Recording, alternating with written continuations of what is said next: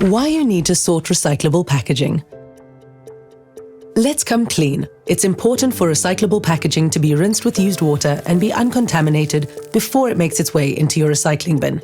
Rinsed recyclable packaging also means that it's more dignified for a waste picker to collect. Imagine picking up a 2-week-old tuna can or old milk carton. Uncontaminated recyclable packaging also fetches a higher price at buyback centers, and recycling plants use fewer resources to turn them into the material manufacturers need.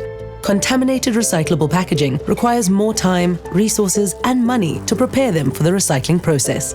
Recycling happens at scale. So putting seemingly small things like cigarette butts, chocolate wrappers, and paint in PET plastic bottles can contaminate them, and it can render the recyclables unrecyclable. It is an urgent need in South Africa to separate our recyclable materials at source. And the reason we ask this and say this is twofold. First of all, we ask for the separation and ideally cleaning of some of the residue in that packaging, because for our collectors to handle that material, it is a far lower health and safety risk. And also it's to maintain the quality of that recycling stream. So packaging that is recovered from a very mixed source, like from a mixed general waste bin, has a lot of contamination in it.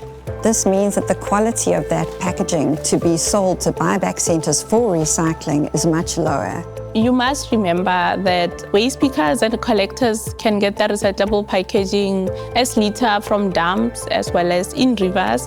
This is just another example of how recyclable materials can be contaminated and become less valuable. Recycling isn't just about putting it in the right bin. It's about making sure it's rinsed, and the steps are really easy. To start, get 2 bags, or 2 bins, or 1 bag and 1 bin, whatever you can afford and however much space you have. Use 1 bag or bin for food waste or garden waste and non-recyclable packaging. Then use 1 bag or bin for your recyclable packaging, such as beverage bottles, dishwashing liquid bottles, milk cartons, custard cartons, and so on. Now you have a recycling station. Take your recyclables, remove the caps, rinse the insides with used water, squash them, if possible, and replace the caps. And get ready for the hardest part now. Pop it in the recycling bin. Now that you know how to recycle at home, you can do it anywhere: school, work, office, and even at events.